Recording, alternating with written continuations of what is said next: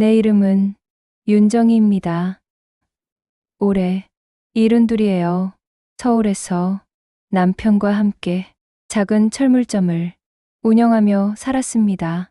남편, 성호가 세상을 떠난 지 벌써 10년이 흘렀어요. 그 후로 나는 아들 도현의 집 근처로 이사했습니다. 손녀 수아를 자주 보고 싶었거든요. 추석이었습니다. 도현 부부가 점심을 함께 하자고 했어요. 오랜만에 온 가족이 모이는 거라 아침부터 설렜습니다. 수아가 좋아하는 송편도 직접 빚어갔어요. 그런데 식탁에 둘러앉자마자 뭔가 이상했습니다. 며느리 선영은 계속 눈을 피했어요. 도현도 자꾸 선영을 쳐다보더니 헛기침만 했고요. 수아만 할머니 송편 맛있어요 하며 웃었습니다. 식사가 끝나고 수아가 방으로 들어간 뒤였어요. 선영이 찻잔을 만지작거리며 조심스럽게 말을 꺼냈습니다. 어머니, 요즘 원룸 전세도 비싸잖아요. 어머니, 그 집 혹시 파실 생각은 없으세요? 저희가 조금만 도움받으면 정말 숨통이 트일 것 같아서요. 그 순간 손에 들고 있던 젓가락이 바닥에 떨어졌습니다. 그 집은 남편이 마지막 힘을 짜내 마련한 곳이었어요. 폐암 진단을 받고도 병원비를 아끼려 일을 계속했던 그 사람이 당신은 이 집에서 편히 지내 라며 내 손을 꼭 쥐어주던 그 집이었습니다. 생각해보겠다고만 했습니다. 더 이상 말을 이을 수가 없었어요. 집으로 돌아오는 길 버스 창밖으로 낙엽이 지고 있었습니다. 가을이 끝나가고 있었어요. 내 마음 속에도 뭔가 떨어지고 있었습니다. 그날 밤 잠이 오지 않아 남편의 옷을 정리하기 시작했어요. 옷장 깊숙이 보관해둔 작업복을 꺼내는데 주머니에서 뭔가 바스락거렸습니다.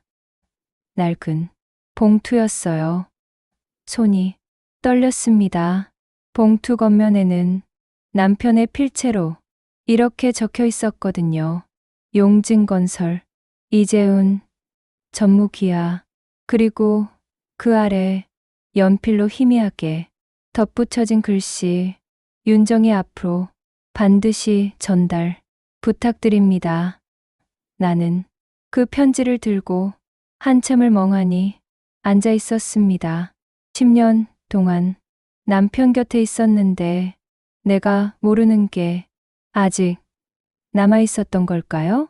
편지 봉투를 열어볼까 고민했지만 수취인이 따로 있는 걸 보니 함부로 열어선 안 될 것 같았어요. 그날 밤 나는 그 편지를 가슴에 품고 겨우 잠이 들었습니다. 꿈속에서 남편이 나타났어요. 그가 미소 지으며 말했습니다. 여보, 때가 되면 알게 될 거요. 사흘을 망설였습니다. 그 편지 봉투를 식탁 위에 올려두고 하루에도 몇 번씩 들여다봤어요. 용진건설, 이재훈, 전무라는 이름이 낯설면서도 묘하게 마음에 걸렸습니다. 남편은 평생 작은 철물점만 했던 사람이에요. 건설회사 전무라니 도대체 어떤 인연이 있었던 걸까요? 넷째 날 아침 결심했습니다. 인터넷으로 용진건설 전화번호를 찾아 전화를 걸었어요. 손이 떨려서 번호를 2번이나 잘못 눌렀습니다. 용진건설입니다. 젊은 여직원의 목소리가 들렸어요. 저기, 이재훈 전무님, 계신가요? 연결해 드리겠습니다. 잠시 대기음이 흘렀습니다. 심장이 쿵쾅거렸어요. 여보세요.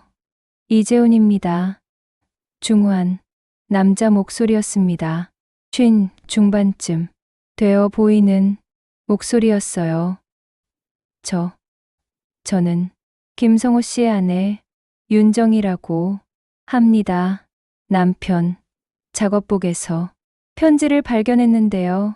전화기 너머로 깊은 한숨 소리가 들렸습니다. 아, 김 선생님. 그분 부인이십니까? 그의 목소리가 갑자기 떨렸어요. 사모님, 제가 10년 동안 기다렸습니다. 김 선생님께서 돌아가시기 전에 부탁하신 게 있어서요. 네, 부탁이요? 전화로는 어렵습니다. 직접 뵙고 말씀드려야겠습니다. 혹시 내일 오전에 저희 본사로 오실 수 있으십니까? 꼭 오셔야 할 일입니다. 그의 목소리엔 절박함이 묻어났어요. 그런데 대체 무슨 일인지 사모님께서 모르고 계신 게 당연합니다. 김 선생님께서 일부러 비밀로 하셨으니까요. 하지만 이제는 아셔야 합니다. 그게 그분의 유언이었습니다. 유언이라는 단어에 가슴이 철렁 내려앉았습니다. 알겠습니다. 내일 가겠습니다. 전화를 끊고 나니 온몸에 힘이 빠졌어요. 소파에 주저앉아 한참을 멍하니 앉아 있었습니다. 남편이 남긴 유언. 10년 동안 나한테 숨긴 비밀? 그날 밤도 잠을 이룰 수 없었습니다. 계속 생각했어요. 남편 성호는 평생 정직하게 살았던 사람이에요. 남을 속이거나 감추는 일 없이 살았죠. 그런 사람이 왜 나한테만 비밀을 남겼을까? 새벽 4시 결국 일어나 남편 사진을 꺼내봤습니다. 결혼식 날 찍은 흑백 사진이었어요. 그때 그 사람은 26이었고 나는 23이었습니다. 당신 대체 뭘 숨긴 거예요? 사진 속 남편은 그저 환하게 웃고만 있었습니다.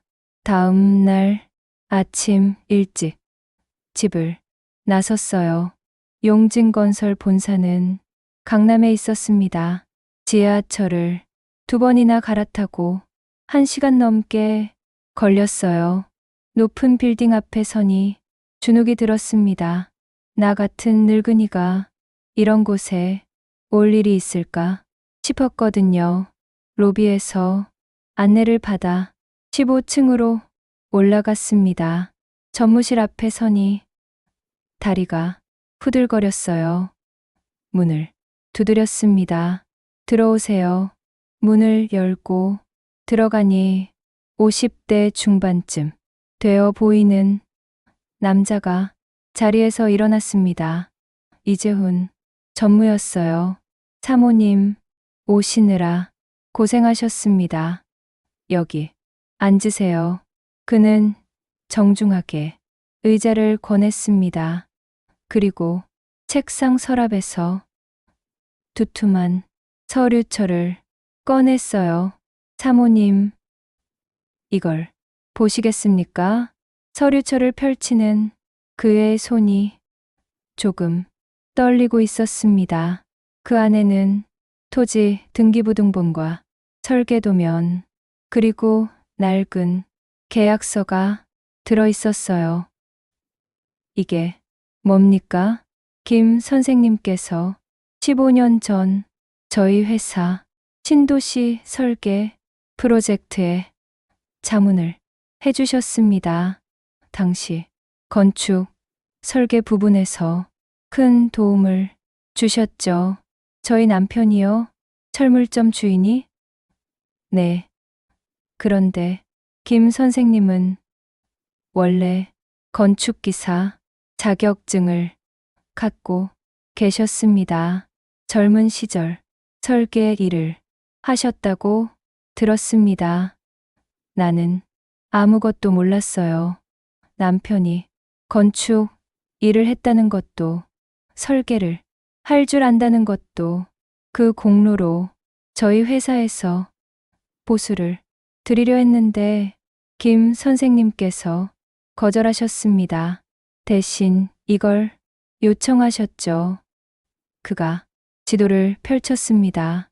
내가 사는 동네 외곽 조그만 소도시 근처에 빨간 표시가 되어 있었어요. 이 땅 300평입니다. 당시엔 허허벌판이었지만 지금은 그의 말이 끊겼습니다. 지금은요? 신도시 개발 예정지 바로 옆입니다. 사모님 명의로 되어 있습니다. 손에 든 서류가 바들바들 떨렸습니다. 300평이요? 내 목소리가 떨렸습니다. 이재훈 전무는 고개를 끄덕이며 또 다른 서류를 꺼냈어요. 네, 사모님, 여기 등기부등본을 보시면 10년 전 김 선생님 명의로 등록되었다가 돌아가시기 직전에 사모님 명의로 변경되었습니다. 서류를 받아든 내 손이 덜덜 떨렸습니다. 정말로 내 이름이 적혀 있었어요. 소유자 윤정희. 왜 저한테 말을 안 했을까요? 김 선생님께서 그러셨습니다. 아직은 때가 아니다. 집사람이 정말 필요할 때, 그때 알려달라고요. 필요할 때라니 남편은 어떻게 알았던 걸까요? 내가 지금 이렇게 막막할 거라는 걸. 그런데 이재훈 전무가 조심스럽게 말을 이었습니다. 최근 그 일대가 개발 호재로 땅값이 많이 올랐습니다. 현재 시세로는 대략 이 정도 됩니다. 그가 내민 종이에 적힌 숫자를 보고 현기증이 났어요. 억 단위였습니다. 그것도 여러 억. 이럴 수가. 김 선생님께서 미래를 내다보신 겁니다. 당시 저희 회사 내부 정보를 보시고 이 지역이 10년 안에 개발될 거라고 확신하셨죠. 그래서 보수 대신 이 땅을 요청하신 겁니다. 남편 성우. 그 사람은 늘 난 머리가 나빠서 돈 벌 재주가 없어 라고 말하던 사람이었어요. 그런데 이렇게 먼 미래를 계산하고 있었다니. 사모님, 혹시 이 사실을 가족분들께 알리실 건가요? 그 질문에 나는 대답을 못했습니다. 아들 도현의 얼굴이 떠올랐어요. 며칠 전 추석날 내 집을 팔라던 며느리 선영의 얼굴도요. 모르겠습니다. 김 선생님께서 한 가지 더 부탁하셨습니다. 이재훈 전무가 서랍에서 봉투 하나를 더 꺼냈어요. 낡고 누런 봉투였습니다. 이건 사모님께 드리라고 하셨습니다. 제가 이 땅 이야기를 다 해드린 후에 전해드리라고요. 봉투를 받았습니다. 익숙한 필체로 정희에게라고 적혀 있었어요. 회사를 나와 근처 공원 벤치에 앉았습니다. 한참을 그 편지를 들고만 있었어요. 봉투를 뜯을 용기가 나지 않았습니다. 가을 바람이 불었습니다. 은행나무 잎이 노랗게 떨어졌어요. 결국 봉투를 열었습니다. 남편의 글씨였습니다. 떨리는 손으로 쓴 듯 삐뚤빨뚤했어요. 병원에서 쓴 거겠죠. 정희야, 이 편지를 읽고 있다면 당신이 힘든 시기를 보내고 있을 거요. 나는 당신을 오래 봐왔소. 당신은 늘 남들에게 주기만 하는 사람이었소. 아들한테도, 손녀한테도, 심지어 나한테도. 그래서 걱정이 됐소. 내가 떠나고 나면 당신이 또 다 내어줄까봐, 당신 것까지 다 나눠줄까봐. 이 땅은 당신 것이오. 당신이 혼자 서서 숨 쉴 수 있는 공간이요. 누가 뭐래도 이건 내가 당신한테 주는 선물이요. 부디 당신 마음 가는 대로 당신이 행복한 방향으로 쓰시오. 미안하오. 그리고 고맙소. 당신의 남편 성우. 눈물이 주르르 흘렀습니다. 공원 벤치에 앉아 한참을 울었어요. 지나가던 사람들이 쳐다봤지만 신경 쓰지 않았습니다. 남편은 알고 있었던 거예요. 내가 약한 사람이란 걸, 쉽게 마음 약해지는 사람이란 걸. 그래서 이렇게 준비해둔 거였습니다. 집으로 돌아오는 길 휴대전화가 울렸습니다. 아들 도연이었어요. 엄마, 나야. 저번에 말한 거 생각 좀 해봤어? 선영이가 요즘 스트레스 때문에 많이 힘들어해. 엄마, 우리 가족 아니야? 조금만 도와주면 안 돼? 그 집 팔아도 엄마는 우리 근처 작은 데서 충분히 살 수 있잖아. 나는 한참을 아무 말도 하지 못했습니다. 엄마, 왜 대답이 없어? 도연아. 응, 엄마가 생각 좀 할 시간을 줘. 조금만.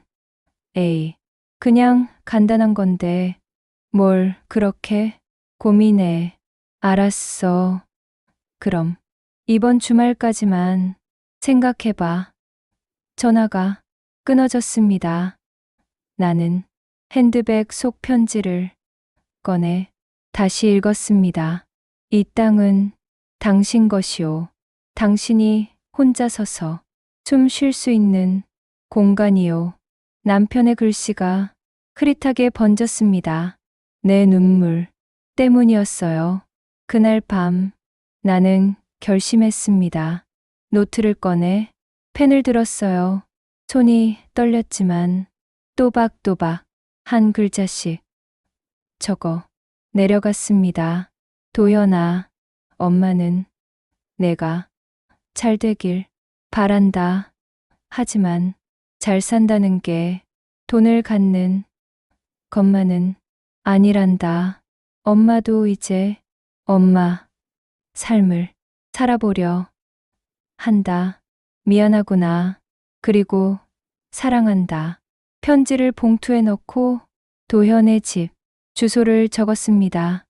그리고 조용히 짐을 쌌어요. 많지 않았습니다. 옷 몇 벌과 남편 사진, 그리고 그 토지 문서. 새벽 첫 차 버스를 탔습니다. 창밖으로 서울의 불빛이 멀어져 갔어요. 나는 남편이 남긴 그 땅으로 가고 있었습니다. 버스는 2시간을 달렸습니다. 창밖으로 펼쳐진 풍경이 점점 한적해졌어요. 높은 빌딩 대신 낮은 집들이 복잡한 도로 대신 논밭이 보였습니다. 종점에서 내려 택시를 탔습니다. 기사님께 토지대장에 적힌 주소를 보여드렸어요. 아, 여기. 요즘 개발한다고 난리예요. 땅값 엄청 올랐다던데. 그런가요? 혹시 땅 사러 오셨어요? 아니요. 제 땅이에요. 기사님이 백미러로 나를 한번 쳐다봤습니다. 믿기지 않는다는 표정이었어요. 15분쯤 달려 도착한 곳 허허벌판이었습니다. 아직 개발이 시작되지 않은 억새풀만 가득한 빈터였어요. 그런데 저 멀리 신도시 아파트들이 보였습니다. 정말 이재훈 전무 말대로였어요. 땅 한가운데 서니 바람이 세차게 불었습니다. 여보, 남편을 불러봤습니다. 당신이 내게 준 선물이 이거였구나. 대답은 없었지만 바람 소리가 대신 들렸어요. 그날부터 나는 작은 컨테이너 하나를 이 땅에 설치했습니다. 임시 거처였어요. 밤에는 별이 쏟아졌고 아침에는 새소리에 눈을 떴습니다. 외롭지 않았어요. 오히려 오랜만에 편안했습니다. 사흘째 되던 날 전화가 왔습니다. 아들, 도연이었어요. 엄마, 어디 계세요? 집에도 안 계시고 전화도 안 받고 목소리가 다급했습니다. 나 괜찮아. 잠깐 여행 왔어. 여행요? 엄마가 갑자기 왜? 그리고 이게 뭐예요? 이 편지. 아, 편지를 받았구나. 다 읽었니? 읽었죠. 그런데 무슨 소리예요? 엄마, 삶을 산다니. 그게 무슨, 도연아. 내가 아들 이름을 불렀습니다. 엄마, 왜 그래요? 혹시 어디 아파요? 무슨 일 있어요? 아니야. 엄마는 괜찮아. 오히려 오랜만에 마음이 편하단다. 그게 무슨, 엄마, 선영이가 미안하대요. 그때 집 얘기 꺼낸 거 우리가 너무 급했나 봐요. 전화기 너머로 며느리 목소리가 들렸어요. 어머니, 저예요. 정말 죄송해요. 제가 철없었어요. 괜찮아요. 선영 씨. 나도 이해해요. 어머니, 그 집 팔라는 얘기 없던 걸로 해주세요. 저희가 알아서 할게요. 고마운 말이었습니다. 하지만 뭔가 늦은 느낌이었어요. 도연아, 엄마 말 좀 들어볼래? 네, 엄마가 너 낳고 키우면서 제일 바랐던 게 뭔 줄 아니? 내가 행복하게 사는 거였어. 그런데 어느 순간부터 너희가 엄마를 볼 때 편안해 보이지 않더구나. 엄마한테 뭘 바라는 눈빛이었어. 엄마가 뭘 해줄 수 있을까? 그런 눈빛. 그게 엄마는 슬펐단다. 도연이 아무 말도 하지 못했습니다. 엄마도 한 사람이야. 엄마도 숨 쉬고 살아야 하는 사람이란다. 이해해 주겠니? 한참의 침묵이 흘렀어요. 엄마, 죄송해요. 아들의 목소리가 떨렸습니다. 괜찮아. 엄마는 화난 게 아니야. 그냥 엄마도 엄마 인생을 살고 싶어졌어. 전화를 끊고 나니 눈물이 났습니다. 서운한 눈물이 아니라 시원한 눈물이었어요. 일주일이 지났습니다. 나는 이 땅에 설계도를 그리기 시작했어요. 작은 목조 건물 하나, 카페 겸 공방으로 쓸 수 있는 공간이었습니다. 나 같은 사람들을 위한 곳, 혼자 사는 노인들, 외로움을 삼키며 사는 사람들이 모여 이야기 나눌 수 있는 공간. 남편이 건축을 했다는 걸 알게 된 후로 나도 설계 책을 들여다보기 시작했어요. 어렵지만 재미있었습니다. 어느 토요일 오후였습니다. 컨테이너 문을 두드리는 소리가 들렸어요. 할머니 문을 열었습니다. 손녀 수아가 서 있었어요. 혼자였습니다. 수아야, 어떻게 여기를? 아빠한테 주소 물어봤어요. 할머니 보고 싶어서요. 12살 수아가 혼자 버스를 타고 온 겁니다. 엄마 아빠는 알아? 네, 혼자 갈 수 있다고 했어요. 수아가 내 손을 잡았습니다. 할머니, 여기. 할머니, 집이에요? 응. 할머니, 새 집이야. 우와, 넓다. 여기서 뭐 할 거예요? 응. 사람들 만나는 곳을 만들까 해. 수아가 눈을 반짝였습니다. 할머니, 저도 도와줄게요. 방학 때마다 올게요. 그 말에 웃음이 났습니다. 그래, 우리 수아가 도와주면 든든하겠네. 수아와 함께 땅을 걸었어요.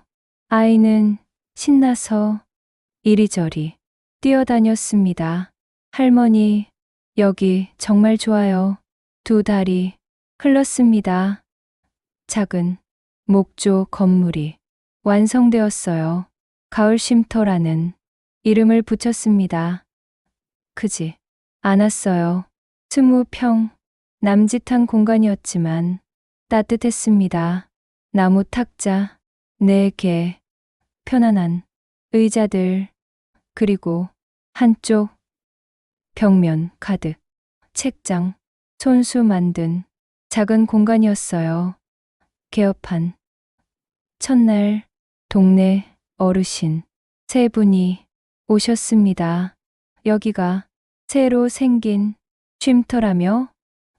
네, 편하게 앉아 계세요. 커피 드릴게요. 얼마예요? 그냥 드세요. 이야기 나누러 오시는 거잖아요. 어르신들 얼굴에 웃음이 번졌어요. 요즘 세상에 이런 데가 어딨어.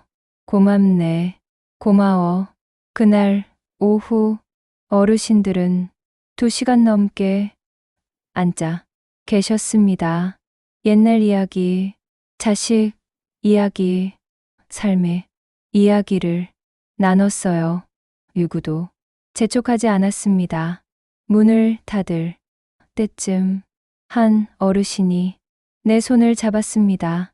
아주머니, 내일 또 와도 돼요? 매일 오세요. 여기는 우리 모두의 집이에요. 그분의 눈가에 눈물이 맺혔어요. 일주일 후 단골이 10명으로 늘었습니다. 혼자 사시는 할머니, 일찍 아내를 여인 할아버지, 자식과 떨어져 사는 어르신들, 모두 비슷한 외로움을 안고 살았던 분들이었어요. 정희 씨, 여기 오면 숨통이 트여. 그러게요. 집에만 있으면 답답한데 여기선 사람 사는 것 같아요. 나도 행복했습니다.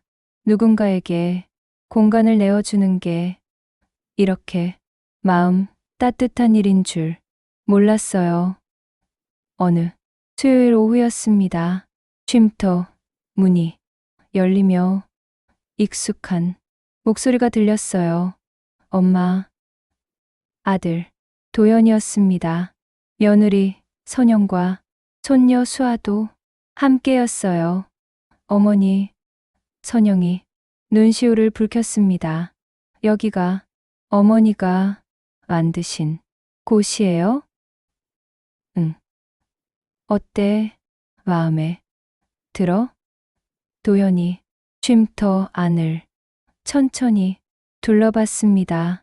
한쪽 벽에 걸린 남편 사진도 봤을 거예요. 엄마, 아버지 사진이네요.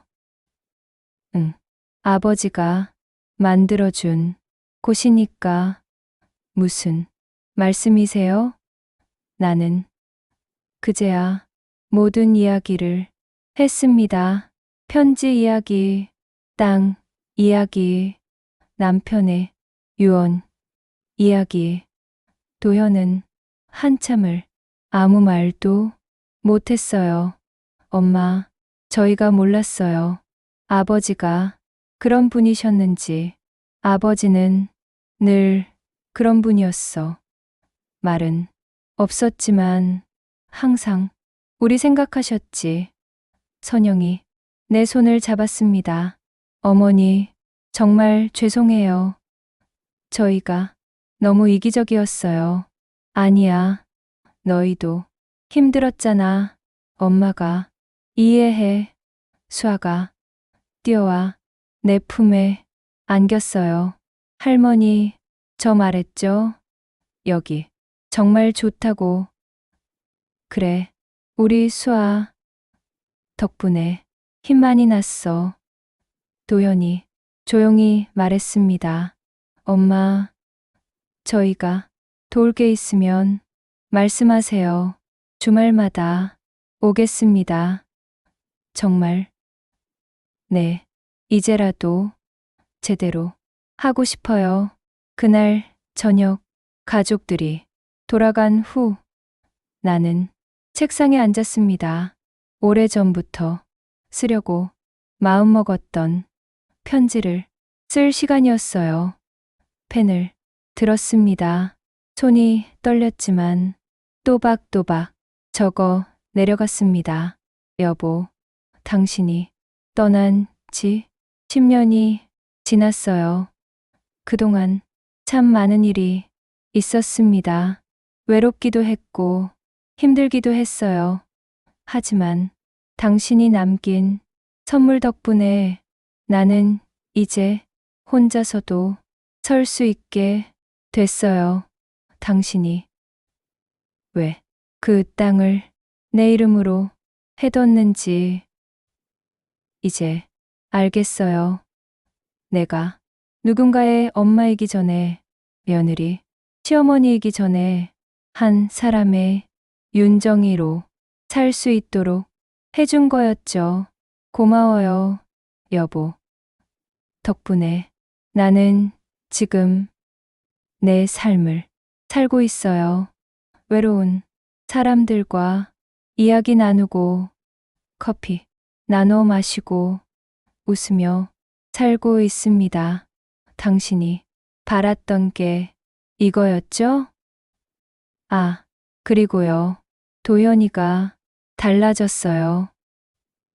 이제 진짜 엄마를 걱정하는 눈빛으로 봐줘요. 수아도 자주 와요. 이 아이는 당신 닮아서 마음이 따뜻해요.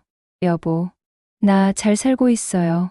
당신 곁에 가면 이 이야기 들려줄게요. 당신이 얼마나 멋진 선물을 남겼는지 보고 싶어요. 그리고 사랑해요. 당신의 아내 정이. 편지를 접어 봉투에 넣었습니다. 남편 사진 앞에 그 편지를 놓았어요. 창밖엔 첫눈이 내리고 있었습니다. 가을이 끝나고 겨울이 오고 있었어요. 나는 따뜻한 차를 한 잔 끓여 창가에 앉았습니다. 내일이면 또 어르신들이 오실 거예요. 김 할아버지는 옛날 전쟁 이야기를 하실 테고 박 할머니는 손뜨개질을 하시겠죠.